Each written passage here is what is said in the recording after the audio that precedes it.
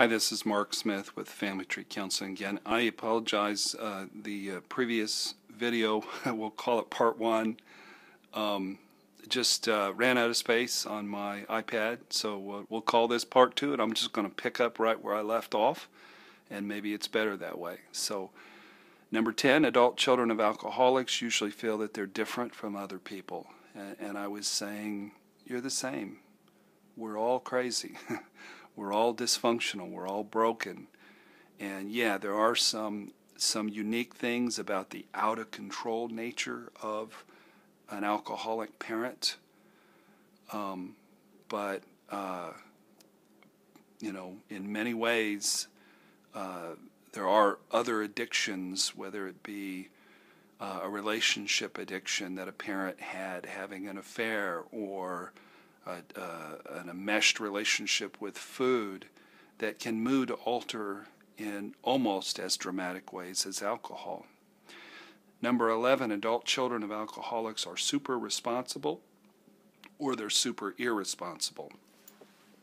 And most of you have learned about family roles and how many times the oldest kid in the family is the family hero, and they're overly responsible, and they're sort of a parent in the family. I was one of those. I'm second oldest of 7.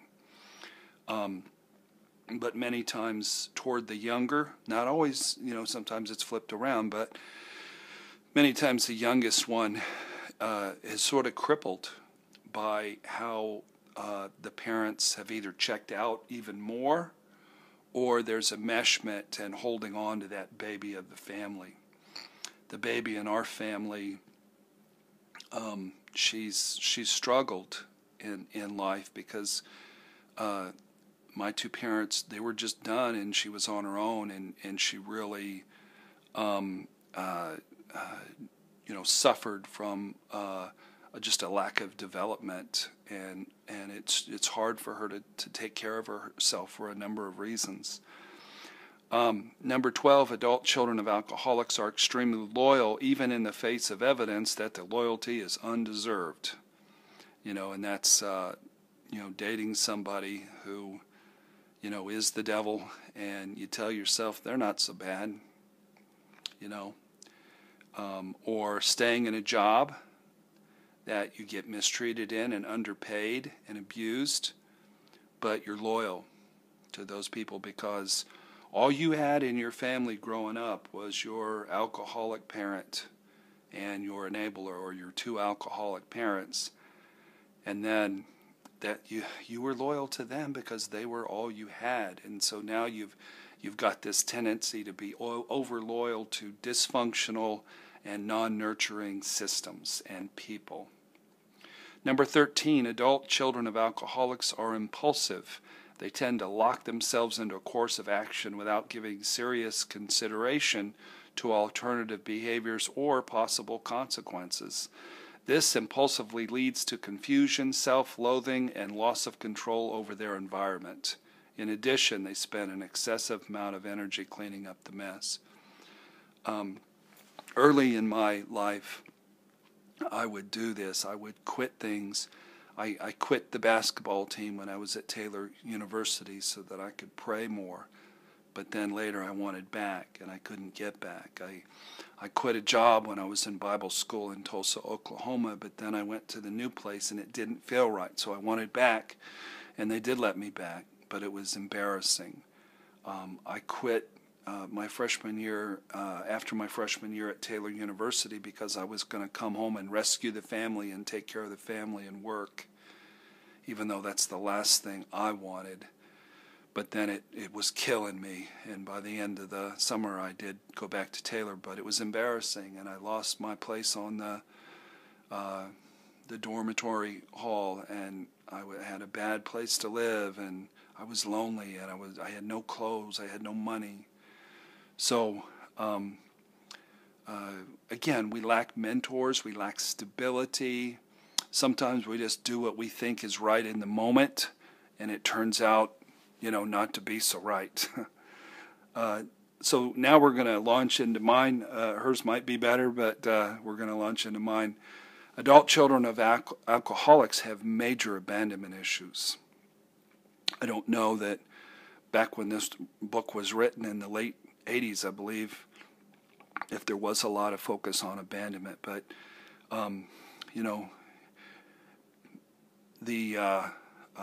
there's a song out, and the lady says, she's singing, I forget who it is, but she says, you chose drugs over me. And, that's what mom and dad did, or, at least one of your parents did, is they chose alcohol over you. And that will create tremendous abandonment because, they're just not present. And one is focused on rescuing the other, and neither are really present for you. And that's severe abandonment. And then in adult life, you'll be highly sensitive to real or imagined distancing by your significant other or by your friends, where somebody says, hey, I can't make it such and such, and it should bother you this much, but it bothers you this much. It's abandonment issues. So I would recommend, I have a book on abandonment called Managing Abandonment Issues Through Recovery. It's on our website, familytreecounseling.com, and it discusses how overreaction to distancing can be very, very painful and very, very messy and very destructive to a relationship. Number 15, adult children of alcoholics have a great deal of anxiety when they have to deal with chaos, disorganization, and disorder. I grew up in a lot of chaos, and I'd like a house. It doesn't have to be clean, it does have to be neat. I want everything in its place at all times. And if I don't have that, then I feel a sense of chaos. And many adult children of alcoholics are sort of neatniks. I joke with my brother, albeit it happened this past Christmas. I'll be at his house on Christmas Day, and we had dinner, and I had a root beer with some Bailey's Irish cream poured in there, and it was tasting mighty good. But I left to go get some dessert, and I came back, and it was in the sink. And I said, dude, I was drinking that, but it was chaos to him. He had to clean it up and get it in the sink. Number 16, adult children of alcoholics grow up and marry alcoholics, drug addicts, and spouses of other addictions who have other addictions like work, food, religion, gambling, television, computers, etc. And that's what I was saying earlier is you think, part of us, originally we thought we can just leave our issues in our childhood, but of course we marry them and we carry them on. And it's a rough system. I've often said when I get to heaven, I'm going to ask God, is there any other way that we could have had people be motivated to heal and work on their childhood issues than to have them instinctively be attracted to and marry the very thing that made them utterly miserable? And I know the answer. God is a loving and a caring God, and He'll say if there was another way, we'd have used it. But this is what we were left to, and it's the only way. So I give a lot of dating advice to people in midlife because they have to go into. I coach them to go into it very slowly, with their eyes open, and as soon as something comes up, bring your new partner in, and we'll get them in recovery, and we'll find out what their family of origin issues, and we'll find out why they married you, and we'll get a lot of work done, whether you end up with them or whether you don't. But that increases your chances considerably of getting to a place where you have a relationship that's workable, and it has more windows of heaven than it has windows of hell. Number 17, Some adult children of alcoholics use humor compulsively to medicate their pain, get acceptance, and to calm the anxiety of others. So one of the earlier ones is adult children of alcoholics are too serious and don't have fun, and this is the mascot in the family roles. Many times it's the youngest in the family. There was a study done, and it was seen that many of the world's great comedians historically have been the youngest child in an alcoholic family. And they learn to be cute, they learn to get attention, they learn to calm the anxiety in the family by being funny, and then they just made a profession out of it. Whereas us older kids, we tend to be rescuers and we become therapists or missionaries or ministers or nurses or teachers or doctors. But I've had several fellows who come to group therapy and they're so funny we don't get any work done. And they have to go out of their way during group to not be funny as part of their recovery process so that they can be serious when it's time to be serious. Okay, number 18, adult children of alcoholics have black and white thinking.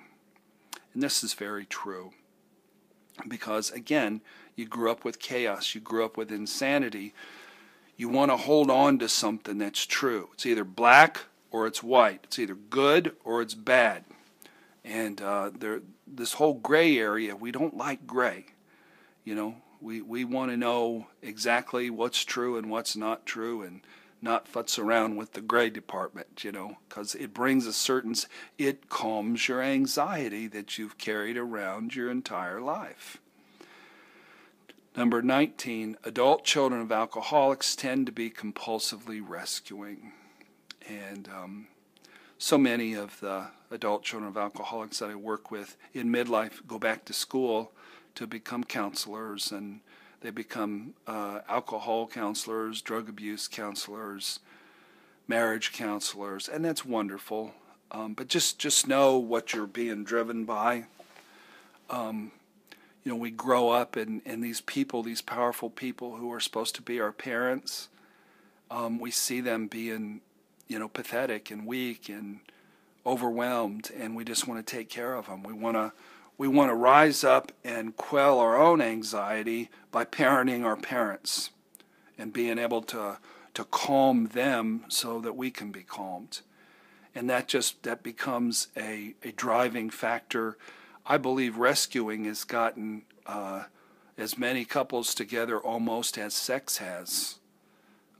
So if you're a rescuer and you see a wounded bird, the wounded bird seems sort of attractive and intriguing. So that's one of the things you have to work on, is to not be a rescuer, but rather to find your place in your new profession, but really take good care of yourself in the process. And we're at the last one. Many adult children of alcoholics do not allow themselves to admit that they grew up with an alcoholic. So many of my clients that I work with, they downplay the alcoholism. They see it as, you know, dad had a little bit of a temper, or, you know, mom would have cocktails. They'd have cocktails in the evening. But to call it alcoholism, there's a tendency to, really deny who we are and where we came from, because it feels like we're being disloyal to a parent, especially if a parent, died and is deceased. We feel like we're somehow betraying them, and we're not betraying them. I tell people, we're not trying to blame anybody. We're trying to name what in fact did occur in your childhood. That's all. That's all we're trying to do. I tell people, I point to a closet near where we're sitting, and I say, I wish that was a time capsule that I could go sit in and go back in time and have dinner with your family when you were 7. And I'd come back, I'd be able to tell you exactly what the dynamics were with one dinner. But many times people who grew up in a dysfunctional family, they're too close to the forest to even see the trees. So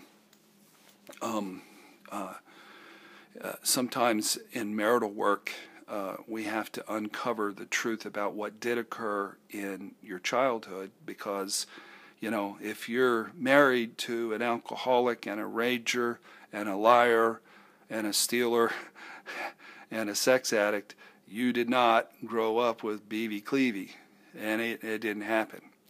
You know, you did not grow up in a healthy home. And let's take a look at how many beers did Dad have every week, or how many cocktails did they have every evening, and how did it affect their mood? So those are 20 characteristics of adult children of dysfunctional families and adult children of alcoholics that many of us, you know, we have to struggle with. You know, life is hard for us. Recovery works, but it doesn't work quickly, and it doesn't fix everything. But it's a joy to be able to get a little bit healthier every year, and to have more hope every year. And if you're in a relationship, if both people are doing the work, you can get a little healthier every year. You're not going to have bliss. You're not going to be an 8 on the mental health scale. You're going to be closer to 4, which is pretty good. That's actually pretty good. Most people are closer to 3. So you do your work, you get close to being a 4 or 4.5, then you're blessed. You're a blessed person. So thank you for watching today. I want to encourage you. We have other ACOA videos on our channel by Jerry Wise, who does amazing work. I want to encourage you to visit our website, familytreecounseling.com. We've got 5 and soon to be 6 ebooks that are available. A couple of them are free, and now 4 of them are going to be for sale. Again, the shame book, Healing Toxic Shame Through Recovery, is going to be out in 2 to 3 weeks, whenever my assistant can get it laid out, and we'll get it up online. So thank you so much for watching the video. You adult children of alcoholics, you are my brothers, you are my sisters, and I'm glad to be in your club. It's a good club filled with good people, and thank you so much for watching, and God bless you.